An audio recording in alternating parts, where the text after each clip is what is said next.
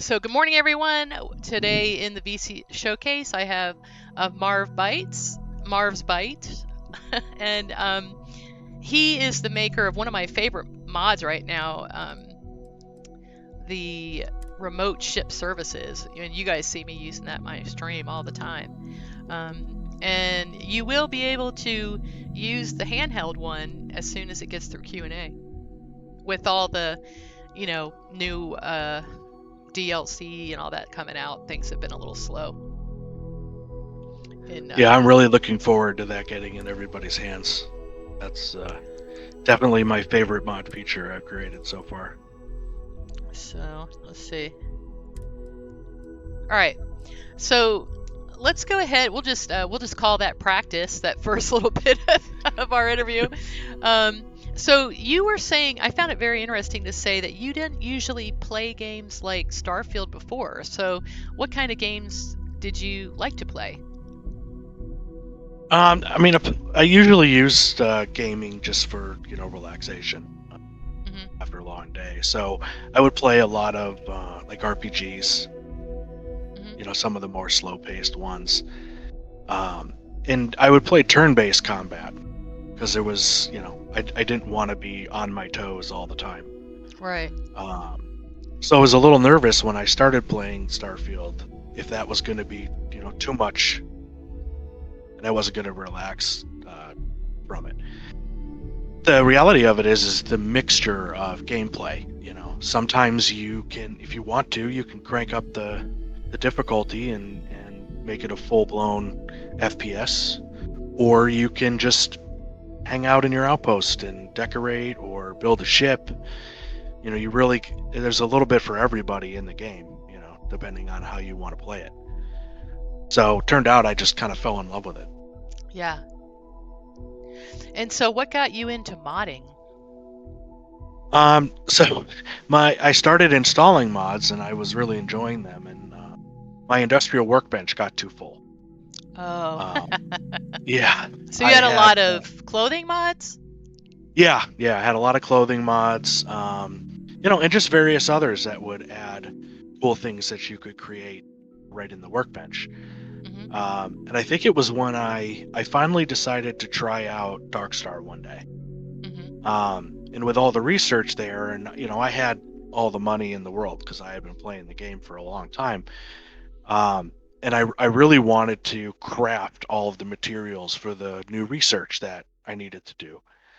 And I found that trying to scroll up and down through the list, oh gosh, especially on Xbox, just took forever.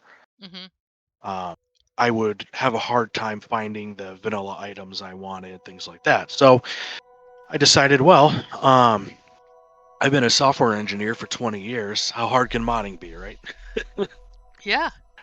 So I went in and actually watched a couple of J Ramos Works videos just to understand what tools and how to even navigate the CK, and started out just by trying to find a way to filter items that were placed in the industrial workbench into their own standalone workbench. I had just recently joined the Darkstar server and had read through the patching instructions that Wicked made available, and noticed that his patch template already had a custom workbench. So that's what kind of brought me into starting out by patching Darkstar. Since most of what I needed was already in the patch template, I decided, well, I may as well integrate some of these other mods that I use into Darkstar and use the template to create the extra workbenches. So that's where my zone patches started coming in for Zone 79's outfits, just to solve that problem. And then at that point, as most of the mod authors that hear this will agree with, is then I kind of fell into the rabbit hole of modding and got sucked in. Yeah. And kind of went from there. So Carly B is asking, are you kind of expecting that you'll need to update mods with the new update? What are you kind of expecting? Yeah, my mod specifically should not be affected by the update. There's a possibility that something could change that might affect RSS, remote ship services, but I really doubt it. The method that I use to implement that is based exactly on how they did it in the vanilla game. So I really don't expect it to be affected. Yeah, I don't either because I'm sure a lot of people have this question, so we might as well address it. Because on Tuesday, it's going to be a big change, right? So, when we make mods, and feel free to come in, and add to what I'm saying. I make a copy of something and I rename it something completely different. I don't actually change the vanilla asset itself. So, the only thing I would be kind of concerned about is if you use a lot of mods that are straight out replacers. And if it says it's a replacer, you might want to disable it. I mean, what do you think, Marv? Yeah, anything that modifies vanilla forms, and for the average player, that's going to be difficult to know. Replacers, if it says replacer in it, there's potential that it could break because if Bethesda made a change to one of the forms that was replaced, those changes will be reverted back to before the update, which can cause a conflict.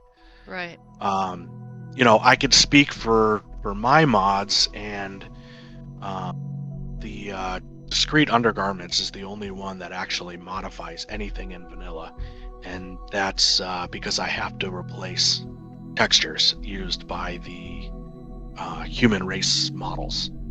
Right. Everything else, and so far that's going to be my plan continuing to go forward, is I don't modify anything vanilla related. Like you said, I'll either clone something from vanilla and make modifications to it and make it an addition to the game. I'm also I spend a lot of time scripting specifically so that I can integrate my changes without having to alter what was done in vanilla, with the hopes that I can keep everything as load order neutral and compatible as possible. Correct. Yeah, and I actually stuck my mod in Xedit just to make sure I didn't change anything in Neon, the new mod that I'm working on. I just did that recently. But yeah, the only obvious thing would be the Sleep Crate mods, but I mean, unless Bethesda's like, we are going to totally upgrade, the Sleep Crate, and which they didn't do. So, not worried about it. So that's the only thing I can think of. But yeah. I was just reading the comment from Curtis Creations about the replacer for billboards and posters. Well, really, there's really no way for us to know how affected some of those mods are actually going to be. I will tell you that I got rid of all those mods. I mean, and I may add them. I'm going to probably add them back, but just to be safe, I'm trying to keep my load order a small target, if that makes sense. I was using over 200 mods, and I'm down to 29. And all the mods that I did end up keeping are people that I know do things the right way. They clone things, they rename them, they're not changing vanilla assets. So, does that help, guys? Yeah, and things like that change textures, those are probably going to be least affected. Yeah, I don't think you have to worry about your weapon skins. Yeah. If that makes sense. But I mean, I could tell everybody this. Mm-hmm. From the mod authors that I've spoken with, and I'm sure Sweet Pea will back me up on this, we're all on top of it. So if something does break our mods, then we'll be out there trying to get them compatible, get them fixed as soon as we can. Yeah. But I mean, if you were talking about just doing a vanilla playthrough, right? Just to check everything out. I'm trying to decide what I'm going to do for the 7th. I haven't played just vanilla in at least a year. I mean, frankly, as a modder, I mod a lot more than I play now. So I haven't really played the full storyline in almost a year. Mm-hmm. So I figure it's time to start from, vanilla and go through again. As modders, we get a lot of our ideas from just playing the game. Yes, absolutely. And as we, I mean, you play a lot more with streaming than some of us do. But you tend to lose perspective of all those ideas you had, and how much you wanted to change a game mechanic because personally you either didn't agree with it or you had a cool idea how to make it better. And I find that I forget certain things that I wanted to change because I hadn't played in a long time, and then I'll remember them when I play, and I'm like, oh darn, I should have done that. Yeah. So Curse Creations, now I don't know how Pegasus does everything, so I can't speak to her mod, but I can't imagine my mods breaking anything. I mean, because like I said, I'm not changing any vanilla assets in them. So. Yeah, I would say for the most part, a pretty substantial amount of mods are going to be fine. Yeah. I mean, I don't know if you guys noticed, but really the only mods that I got rid of were things, specifically things that change, and I'm hoping to add them back because I really like them. But you know how they're changing the system for the temples and all that kind of stuff. So anything that touched that, I got rid of for now. Things that change weapon tiers, I'm kind of concerned about. And that's why I'm doing my little, vanilla Unity trip. I'm going to save in there with no mods. So if something, and then I'm going to go back with my mods. And if nothing breaks, I'm just going to keep playing with my mods. But if it does break, I'll just go to my vanilla save. That's what I'm going to do. So. Yeah, that's really the best way to do it. Yeah. And go ahead. Sorry. Well, I was going to say is, if anybody doesn't know this, I am assuming there'll be new achievements coming with at least the DLC.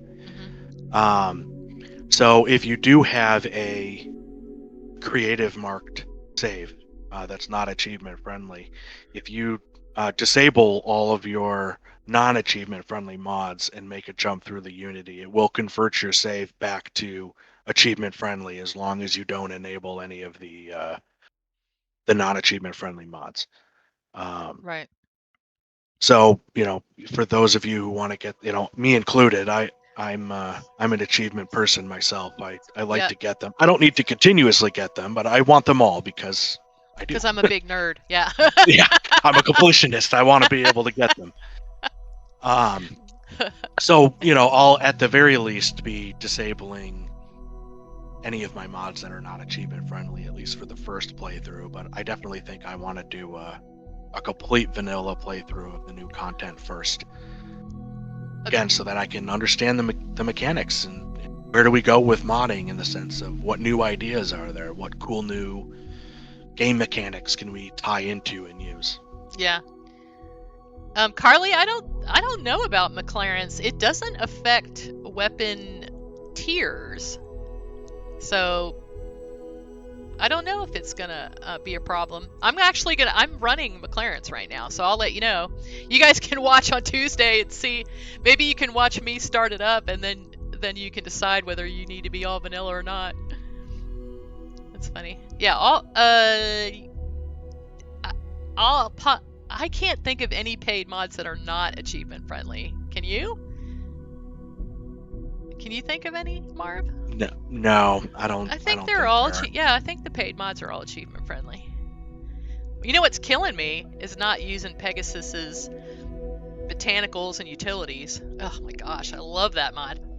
And Starborn stuff. Not having Starborn stuff is killing me. Betamax's Starborn stuff. I love that mod too. Oh yeah. So I'm just very happy that yours are achievement friendly because a couple of them have achievement friendly. Ammo Press also has a free version. Yeah. So. And then discrete is free as well. Are you gonna make discrete undergarments achievement friendly for folks? Not unless CryoZet makes their mods achievement friendly. Discrete undergarments only exists because Zone 79 created an alternative underwear mod that works fantastic with their clothing. However, it doesn't quite line up with CryoZet's. And it was visually unappealing to see the underwear poke out around the the various apparel. So discrete undergarments was created with a different cut, arguably more racy cut, I guess, but nonetheless, it was cut so that it would work for both. I tested with both CryoZet and Zone. The other side of that is I had never done anything with textures before, so I wanted to learn, how textures worked and how the models were painted, things like that. So that's where that one came about. But yeah, because Zone has an achievement-friendly version of theirs that works with their outfits, I don't see a need for discrete to be achievement-friendly. But yes, I will submit it for achievement-friendly if CryoZet makes theirs achievement-friendly, so that you can continue to have that achievement-friendly status if you like it. So, all right, tell us about remote ship services, which is like one of my very favorite mods ever. Well, actually, I'll back you up to before we were muted. We were looking at the Betamax Outpost framework patch that I did for Darkstar. So if you click on the screenshot for the kiosk, I started out, trying to theme these kiosks for Darkstar and then making patches to add them in. Betamax's, I believe, was the first one that I did. I did a whose other set did I do? Was it? You did. Yep, you did Miss O's. Yeah, Argos. I did Miss O's as well. Oh yeah, the Argos, right. And then I got a couple of requests to do 2 of Downfall and Nemesis's player homes. And I think a couple for Tank Girl too. I know I did Nems. The Archimedes Island. Yeah, and then the request started pouring in. Everybody wanted a Darkstar shipbuilder kiosk, in their player home that didn't have it. Right. Sometimes it was because there was, outpost pieces that didn't have a shipbuilder, or people were playing Darkstar and wanted access to the Darkstar parts at their outpost. So I started to think about it, and rather than create 1,000 patches, maybe I can create a mod where you can build a shipbuilder anywhere you want. Yeah. And that's kind of how Remote Ship Services was born. So the current release out there for everybody has the various kiosks, and they work at any landing location. So you can build them in your outpost, your player home, and as long as your ship is landed somewhere, it should be able to detect it and let you modify it from there. This version has a few limitations. You cannot use it you can't use it while your ship is docked to something. So if you have the Crimson Fleet player home, I actually have it disabled. You can't even build a kiosk there because it doesn't have a way in this version to modify your ship. But that's really the only limitation in the current release version right now. So what about the version that I have? I have a special version. So the new update is currently being reviewed. So, fingers crossed, I'm hoping it'll be released out to everybody soon. There's 2 major updates in that one. You can now modify your spaceship when it is docked. Oh, wow. Yep, so you can build the kiosk in your Crimson Fleet player home, or if you have the Horizon mod, you can build a kiosk there. You can, basically it's unlimited now where you could build a kiosk. You can put it in your outpost. Anywhere you can decorate, you could put the kiosk, and it should work. Without mods altering your gameplay or using console commands, there shouldn't ever be a case where you can place a ship builder and your ship is not either landed or docked to a space station. Because I do not allow you to build them on your player ship. Right. Really bad things happen. You'd be in space. Exactly. Really bad things happen if you try and modify your ship while you're standing on. All right, so somebody just made a request. They want you to add changing vehicles. Can you do that? It's funny. I actually got a request for that not that long ago. I think from Angry. Yeah, I want it too. I would actually have it written down. Tell Marv I want to be able to change my vehicle. I believe it's relatively easy for me to add it. It is on the list. It may show up. It also depends on what comes in the update. Right. It looks like from the previews we saw, we're getting a new vehicle, but what else, if anything, is coming to vehicle management? Does it make sense for it to be part of remote ship services, or should it be its own mod with its own controls? There's some mods out there where you could spawn your vehicle to you. That's a feature that could be added in. But I don't like releasing a mod that, only serves one small purpose. Right. I'd rather, if I'm going to release something separate, that it has, a lot of functionality in it. Even if I was to just, put it up for 100 credits, I still, if people are going to spend money, I want them to get a full solution. I don't want them to get just, a minor tweak to the game. Right. So depending on how that goes, you might end up seeing it in a future update of remote ship services, or you might see a whole new mod from me about vehicle management. We'll have to see. All right. Yeah, I just showed off your. So in the update, you're going to be able to just go to your notes, use the remote ship. I love this. I love that you did that. I love it. It's so cool looking. So how did you do the little animation? Is that reading a slate? Is that what the animation is? There's a lot of tricks that I had to discover, some even by accident, in order to make this all work.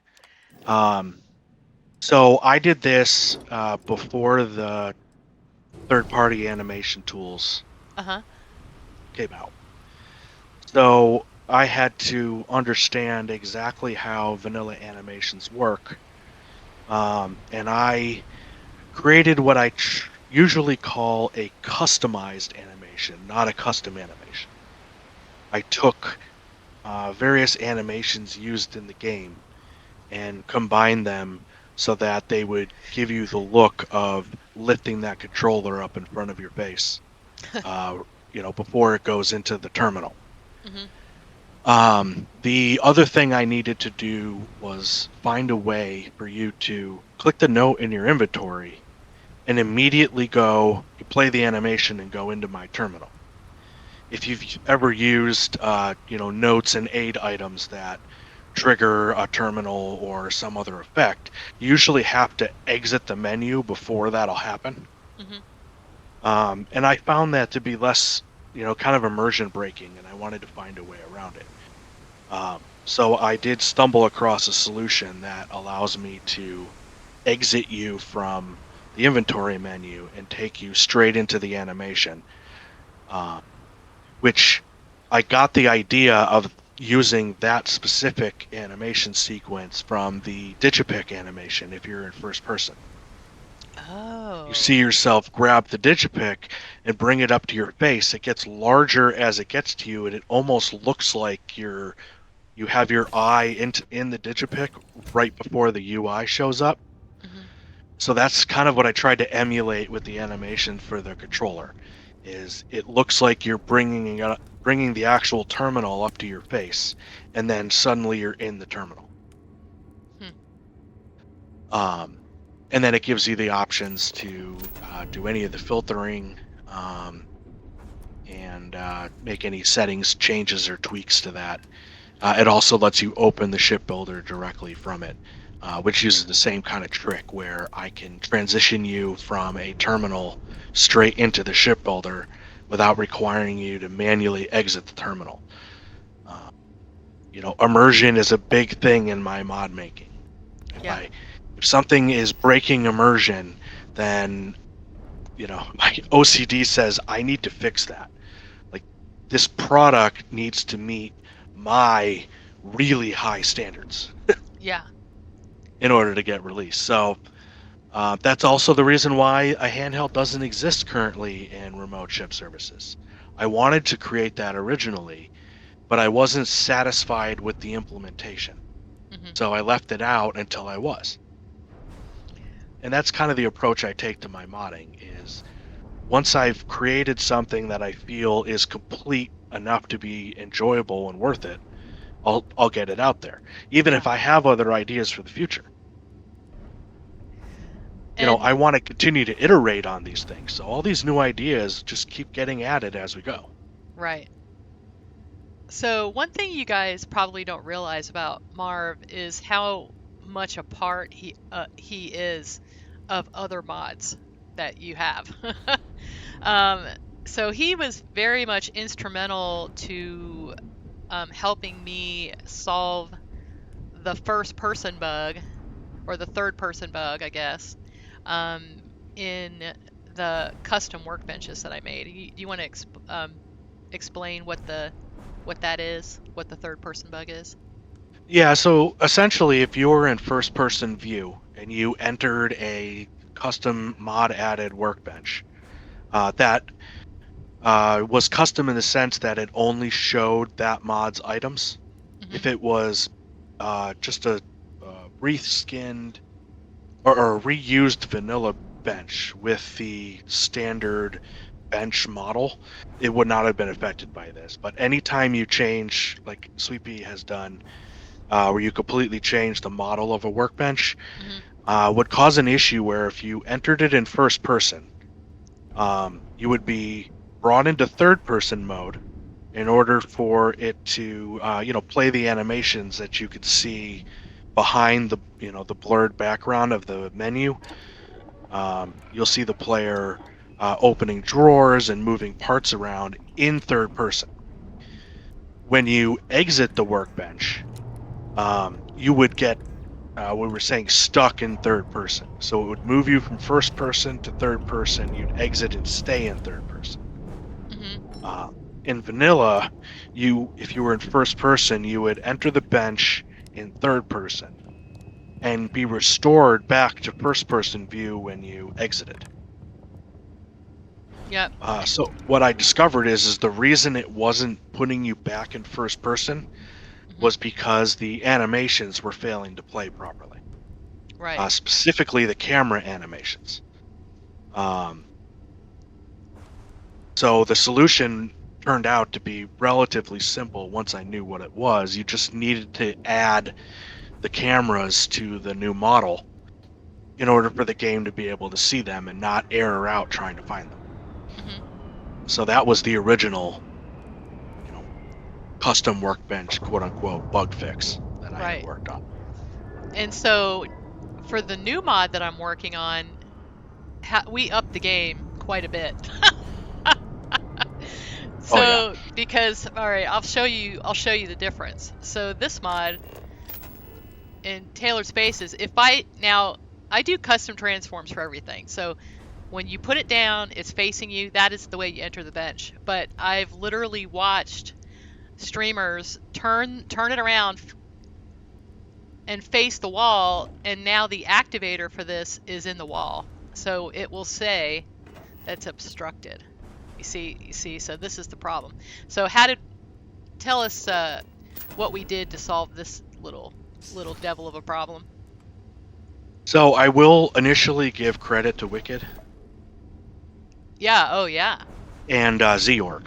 Yep. They discovered or came up with Zeogre. this idea. Mm-hmm. Yeah, Zeogre. They came up with this idea for the Constellation drop crate that they were working on together. And the concept was that you don't actually create a workbench. You create an activator that spawns in an invisible workbench and then causes the player to use that invisible workbench. That was how they created the multi-bench that's available in the Constellation drop crate. Mm-hmm. So they had sent me some of that logic, and I looked at how they did it and kind of ran with it and created a different solution that I think really kind of works. Mm-hmm. Works better, and it's more dynamic. It works in a lot more situations.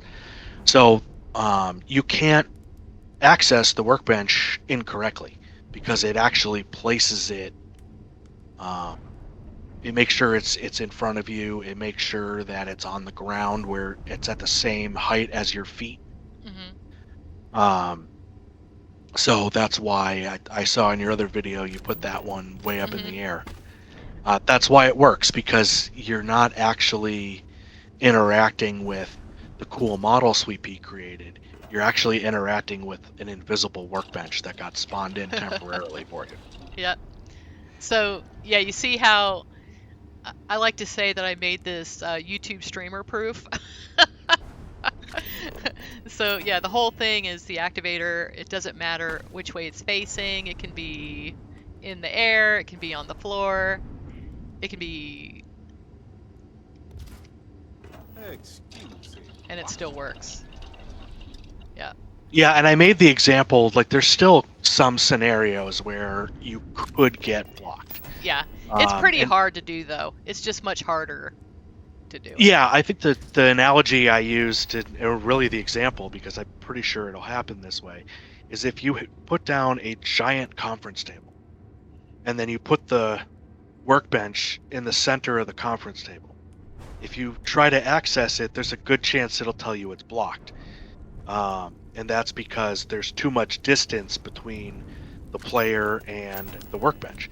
But that really kind of makes sense in immersion, because what are you going to do? You're going to lay on the table to work on something? You know, I mean, like think about in the real world trying to reach farther than your arms can reach to do something. So I figure that's probably fine, that it makes you actually put it where you could reach it. Well, you might actually... I wonder... Wow, I'm just going to go ahead and test it. Let's see. But what's funny is I was going to say, I don't think that you would... Well...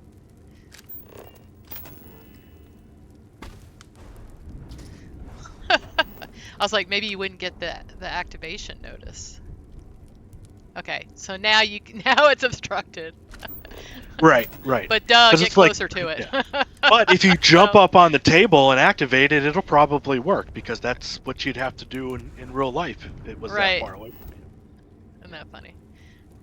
So tell us, all right, so what I would say is, Marv, you're basically the problem solver of our little group. You're like a dog with a bone once you get a hold of one of these. A little problem to solve. Yeah, I don't like problems I don't know how to solve. Yeah. In the real world, in my job, I do a lot of R&D. So it's a lot of finding problems that don't have solutions and coming up with out-of-the-box solutions. So that's literally what you do for a living. Yeah, that's a big part of it, for sure. I solve problems for a living. You know, I actually find myself, and it's one of the reasons I don't just churn out mods, is I spend quite a bit of my time just trying to understand how a particular game mechanic works. Like what's the... How does it work? Like in the script and all that kind of stuff to it. Yeah, exactly. You know, not so much, okay, if I combine these three forms this way, I'll create, X object for a mod. Mm-hmm. Any one of us can look at instructions on how to just combine things together in known recipes and make a thing from it. Mm-hmm. I get enjoyment from, okay, I know if I combine these three things, I can get this item, but why is it those three things? Mm-hmm. Those are the questions I need to answer for myself. The benefit of that is when I know the answer to that question, I now know what each individual one of those pieces can accomplish. So now if I want to do something that, has potentially never been done before in the game, I can think of, how each one of these forms could be used and how could I combine them together in a way that hasn't been used before in Mm-hmm. order to accomplish my goal.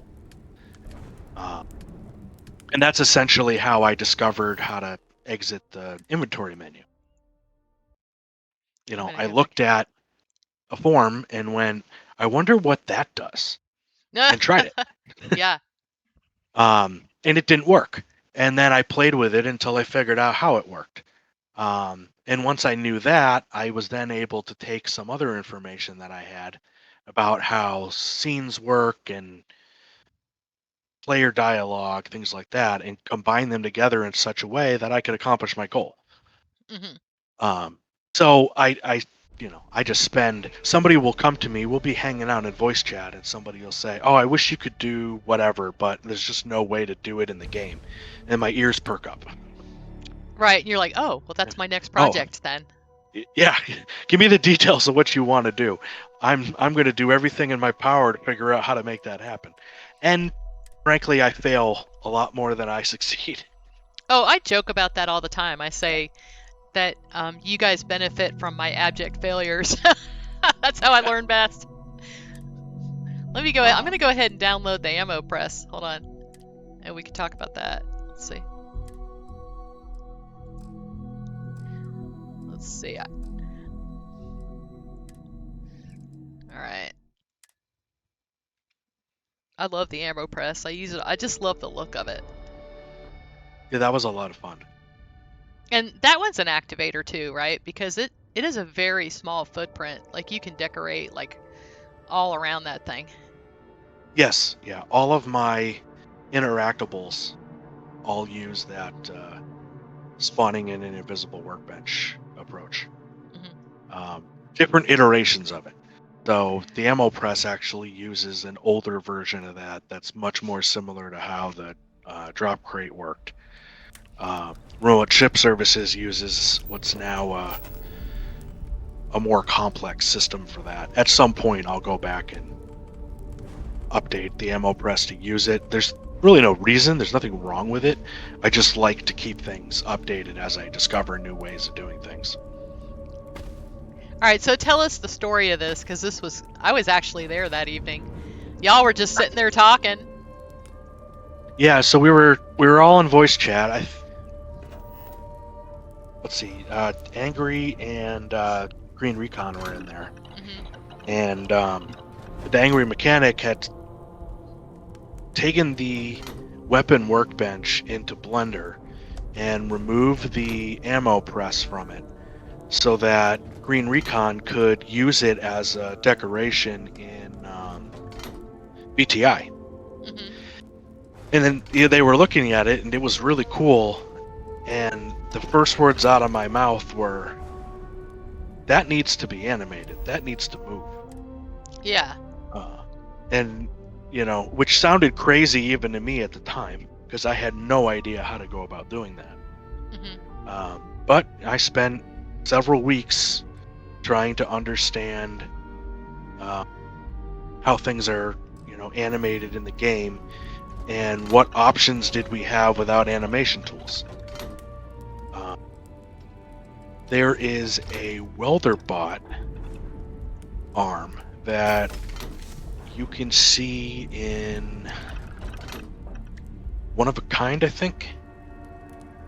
I'm trying to remember where it is, but it's basically an arm that that welds. It reaches out and looks like it's welding a beam.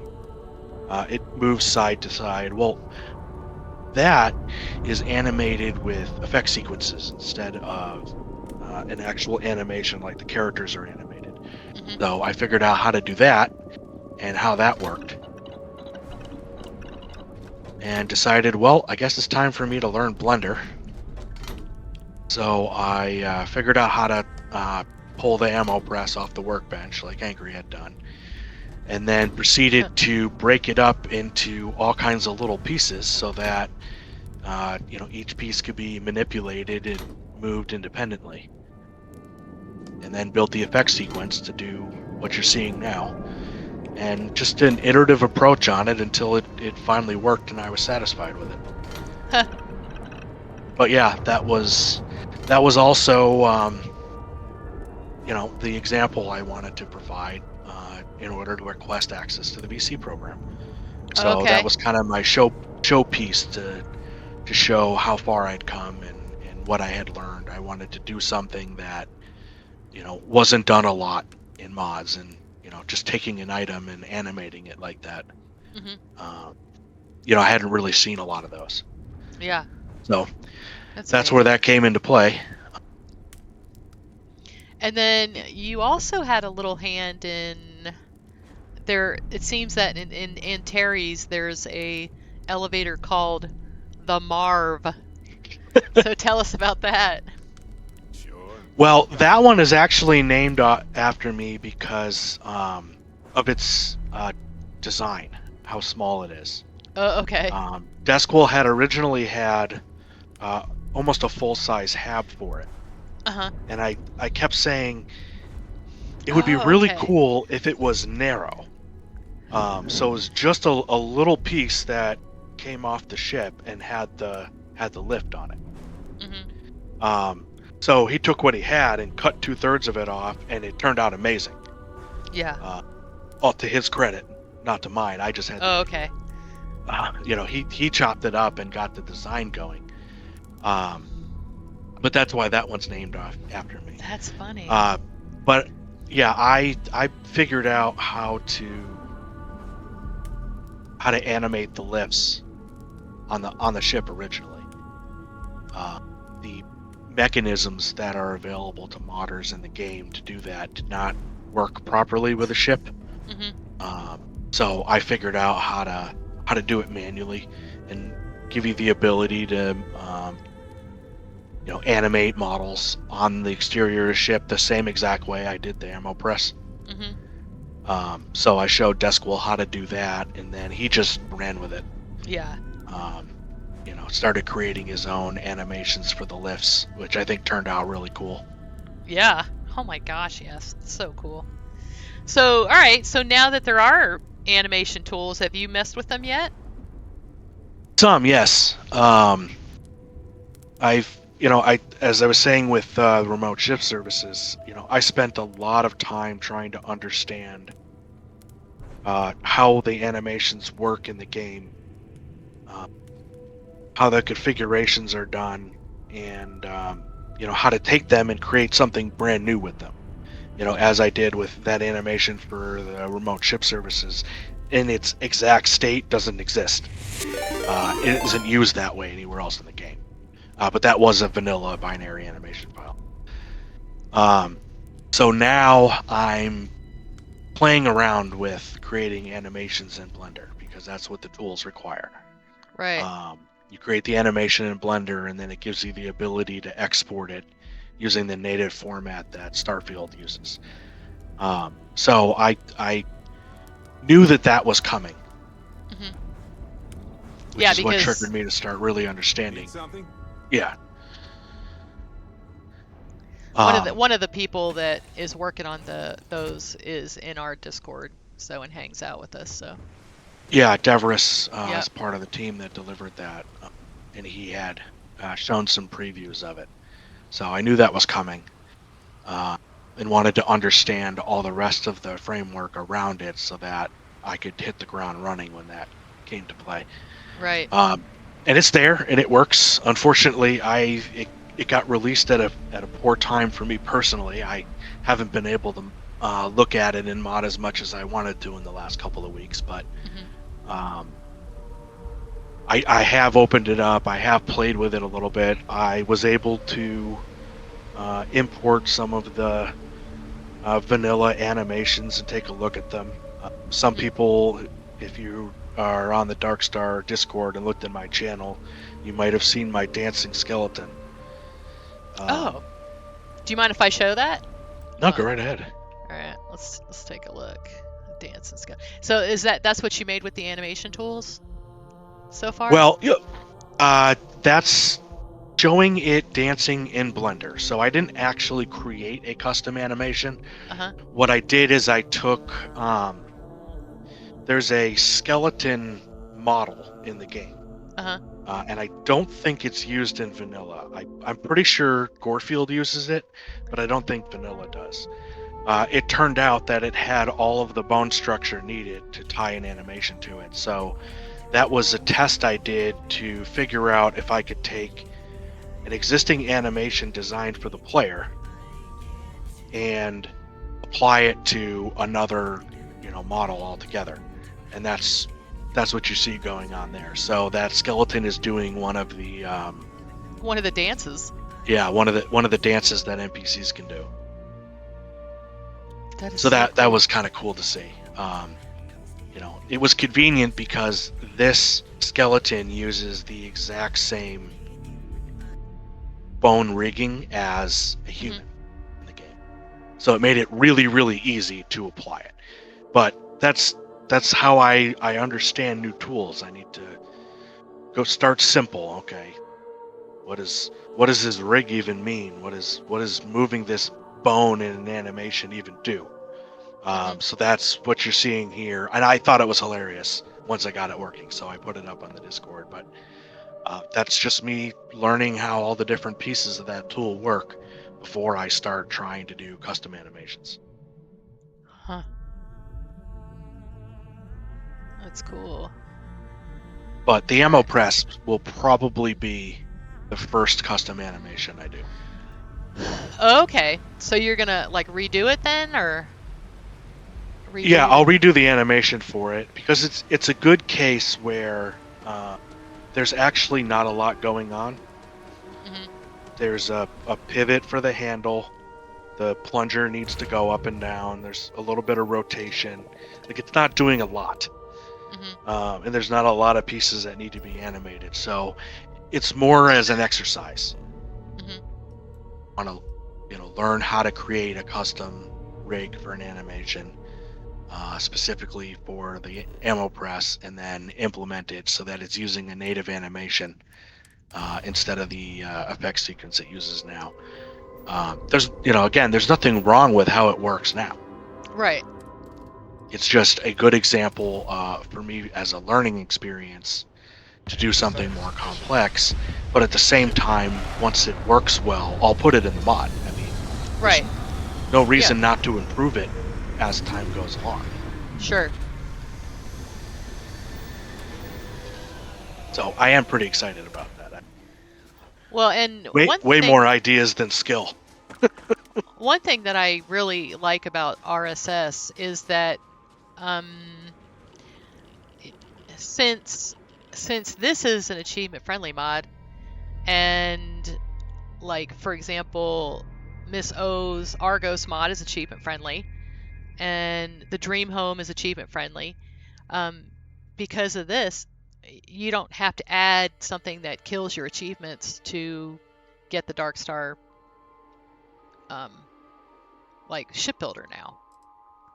Right. The patchless integration has been mentioned before. I will say that there is a lot of limitations about how you can do patchless integration between mods. Many of us are all working together to try and find better ways of being able to accomplish that. Many of them require mod authors to collaborate anyway, because sometimes you need very specific things in each mod in order for them to talk to each other. Mm-hmm. But that was the filtering mechanism was something I really wanted to do in RSS, because I had so many ship part mods. And then again, same thing. Like my shipbuilder was just loaded with thousands and thousands of parts, and I might one day be like, oh well, I only want to create an Antari ship. All right, well, I can't remember the name of every one of those parts compared to everything else. So I want to be able to filter it so that it only shows those parts. Even the same thing with vanilla. If I just want to create a, shroud ship, then I just enable that. And it would just make it a lot easier. Now, it can't work for all mods, including some of the vanilla parts. There are some requirements, which is why if you use like the Angry Mechanics, what are the empty ones? STEM? Uh-huh. STEM will always show up. And that's nothing that Angry did wrong in creating the mod. Many mod authors have gone the route of making their parts available everywhere, because players want that. They want to be able to access all the parts at a convenient location. The downside to doing that is there is no way for me to filter them. There are various conditions, rules as to whether or not a part will show up, and you have to have at least one rule for me to exploit to do the filtering. So to make the parts available everywhere, you don't put any rules in. You just say always show my parts. Okay. So that limits me in my ability, which is why some mods have an integration and some don't. The other downside to that is if if Angry decided that he wanted filtering enabled in RSS, he could change his mod to meet the requirements for that, but he would have to create his own vendor to show his parts because you can't have it both ways. Okay. So like the Green Recon for VTI, he has his own vendor. So he has conditions on his parts, so they only show up in his vendor. He might add keywords to the outpost to allow them to show up there. But he meets the requirement where he has logic limiting where his parts can be shown. Same thing for Supra, Darkstar, Watchtower, and the few others that are integrated in. They had a filtering mechanism that I was able to exploit in order to enable dynamic filtering in RSS. So I'm sure that people are wondering now. So what mods are integrated into RSS? Like what parts you can make? I'm gonna have to bring up my listing. Okay. Remember No off the problem. top of my head. No problem. All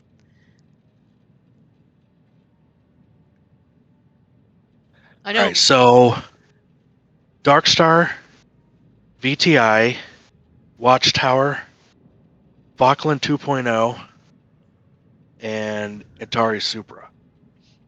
And I can see the Lambent pieces. Yes, but you can't filter them. Oh yeah, I don't care about that. And yeah, that's the integration. see SPE too. So correct. Yeah. So any Matilda. mod author that doesn't have a restriction, those parts will show up no matter what you do with an RSS kiosk. Okay. Whether it's in standard mode, enhanced mode, whether you have filtering enabled or disabled, they will always show up. Yeah, because I can see Lambent and SPE and Matilda. I don't have those loaded right now, but usually I can. I was just trying to keep my, like I said, a small target. I was trying to make my load order a small target. Right. And I've already spoken with most of those mod authors, and we're all willing to try and find a way to make that work. But I don't blame anybody for hearing, oh, well, you have to restrict all of your parts to a custom vendor that you create and place somewhere, and having that be a showstopper for them. Yeah. There's a lot of work involved in doing that, and it can be risky, and players don't always like that you have to go somewhere specific to Right. access your parts. So I don't fault any mod author for deciding that they just want to make their parts available everywhere. Yeah. I am attempting to see if I can find some way to coerce the shipbuilder into allowing me to filter parts without requiring any of those conditions Mhm. and without requiring a list of all of the parts available in another mod. Mhm. But so far, I've been unsuccessful with that. That seems to be something that's built into the engine. So I may not be able to control that, but I am trying. If I can find a way to make all parts filterable no matter what, then that's definitely something I'll do. What about Shadow Weaver's stuff? Hers always show up as well. Oh, okay. Okay. And yeah, she and I did have a conversation about it, and the same thing. It's just, their mod standalone would have conflict with their users because they would then have to move everything to a specific vendor just to add filtering support. Yeah.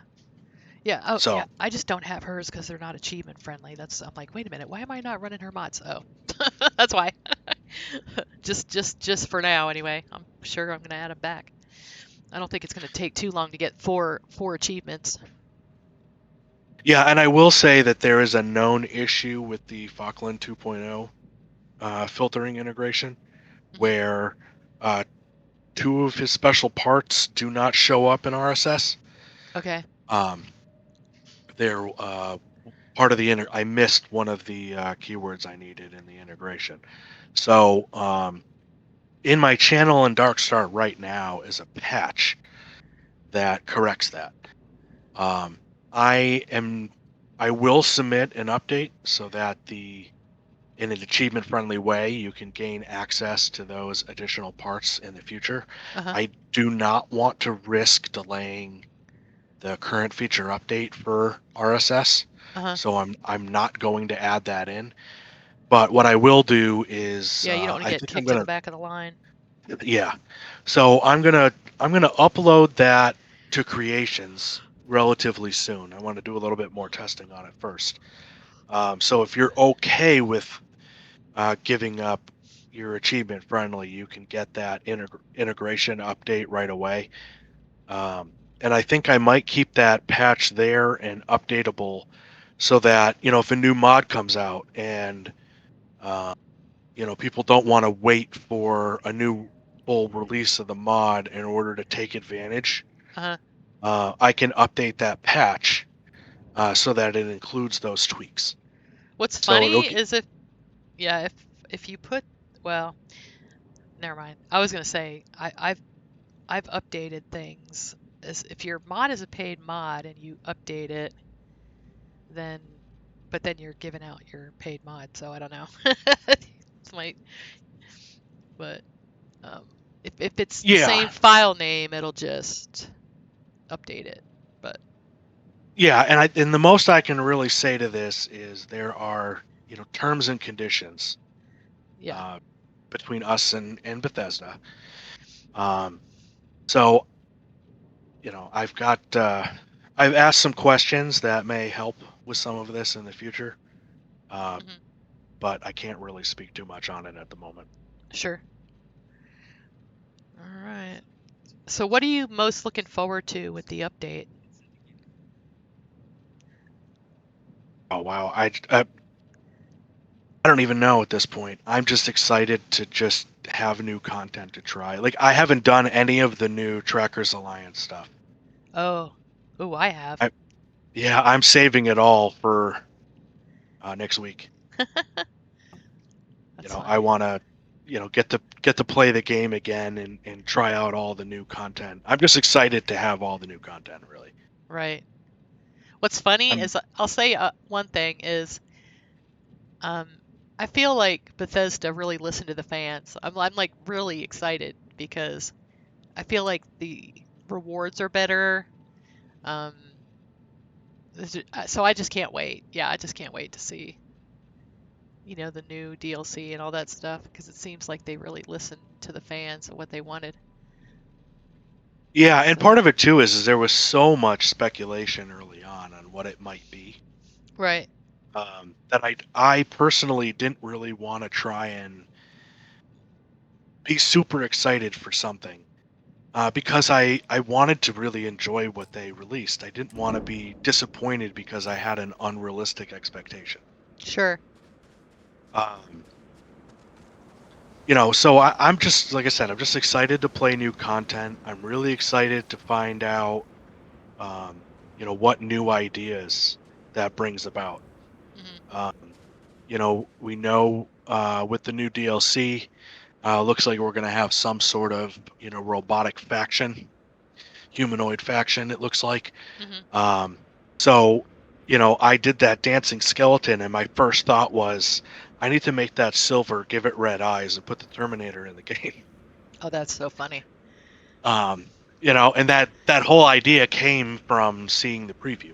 Hmm. So adding that in to the new faction, or even potentially creating a replacer if people really wanted it.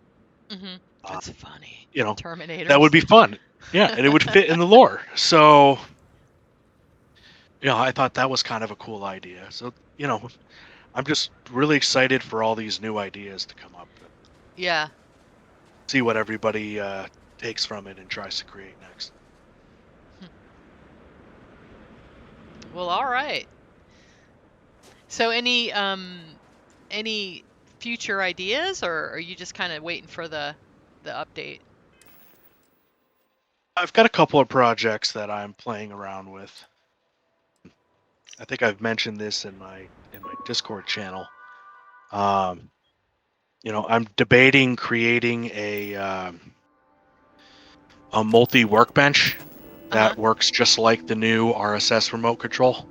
Oh, okay. So you can have access to your workbenches from anywhere.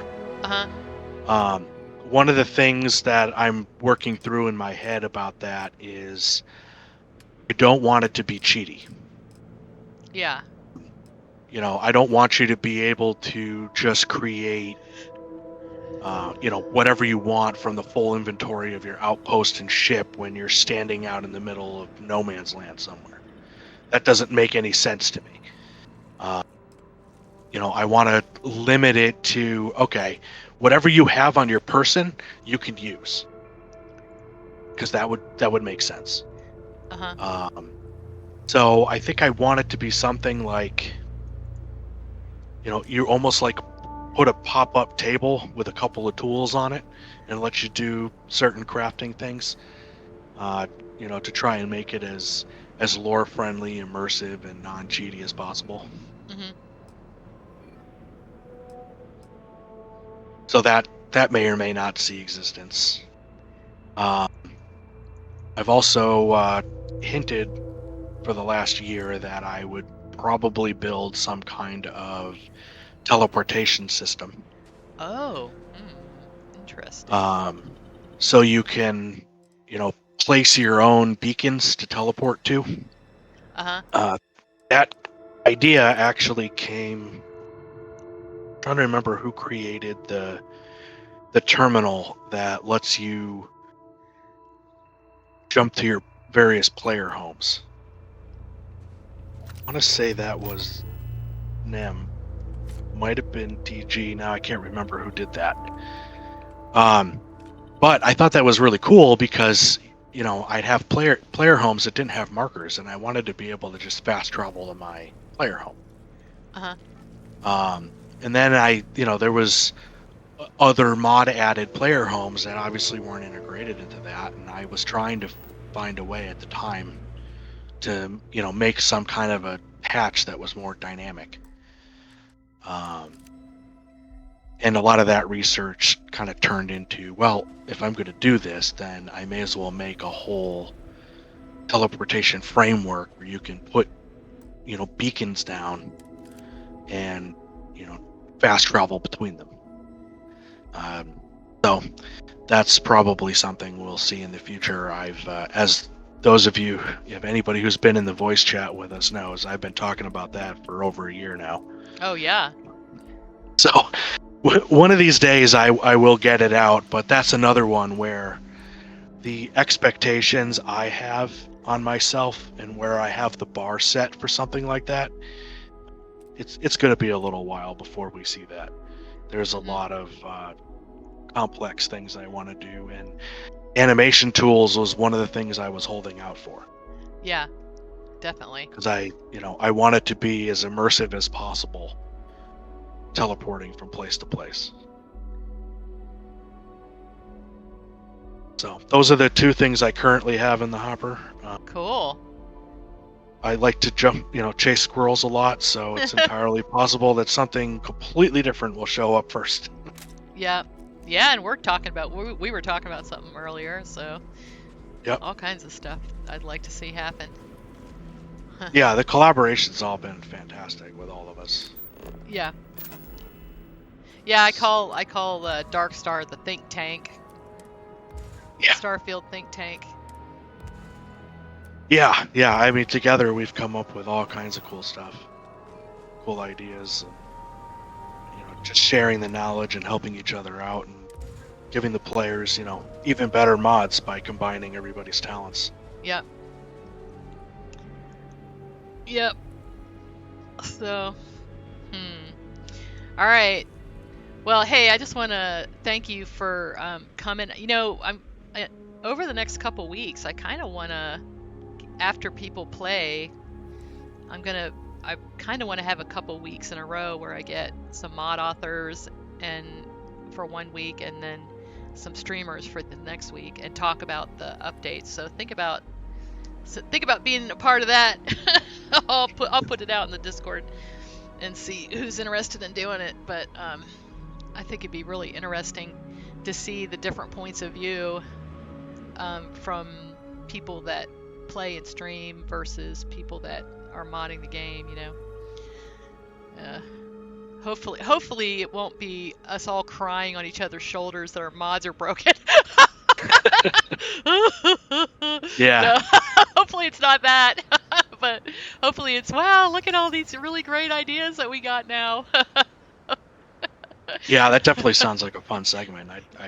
I'm interested to see the different perspectives. Yeah, me too.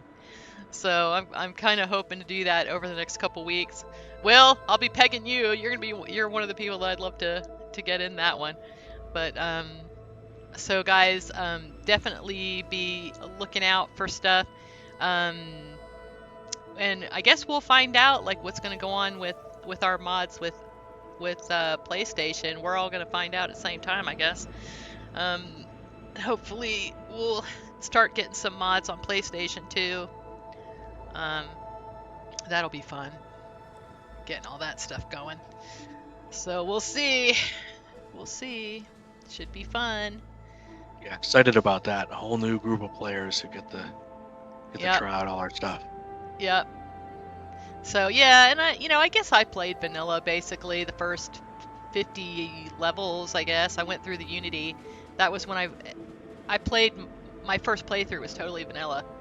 And then I think the first mod I added was actually Star UI. So that's actually one of the ones I'm really worried is gonna break, because I don't think that mod author he's just not around anymore. So it's going to be interesting to see. Usually he has been coming back and fixing it, like for stuff like last May he kind of came around and fixed that, and Z-Ogre got it up there for Xbox. But I really like Star UI, so I'm worried about that one. We'll see. Yeah, there's probably a pretty good chance. Well, how much is going to break will be interesting to find out. We won't know until we know what parts of the interface they updated. Right. And it might not be something a question we can answer quickly, because you can't just say, oh, well, is the date different? Because they would have rebuilt the game, to package it and ship it out. So you can't really use that as an indicator. some of the folks out there that have done interface related things will probably have to dig through and look at what the changes are, and whether or not you can. One thing you have to keep in mind, if you're using a mod that modifies the UI, they have to package modified versions of the UI files from the base game. So if they make a change, it may not break, but it may also remove new features that were added, because it effectively says load this old version of the interface, not the new one. Right. That's how mods work when they replace files. So whichever one is at the bottom of your load order will beat out Starfield as a whole. And you could end up with some regression, or you could break other game mechanics. We'll have to see. We really don't know what's going to be affected, if anything. If it does affect Star UI, it might only affect a couple of the UIs that are updated, because you've got the workbenches, the outposts, the general player UI. I think there's like 4 or 5 different pieces to Star UI, so it may break some and not others. We don't know. That's not what families do. Help each other. That's right. Old man says families help each other. That's right. Yep. Yeah. Well, we'll all be there leaning on each other for anything that does break. Making sure we can get it all taken care of, and at least the mod authors that I know well and are friends with, we're all willing to jump in and help each other out and get over any hurdles that might come across because of the updates. So, we're all on it, but we will find out the same time you do if it breaks. Right. Yeah, no kidding.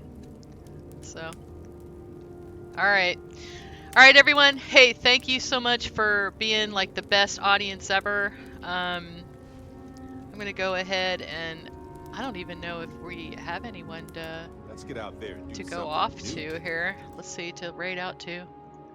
Well, let me thank you as well, Sweet. Thanks for having me on. Oh, of course. And hey, anytime, door is open. Anytime you have something you want to show off, just let me know, and I will happily have you on again for sure. Let's see.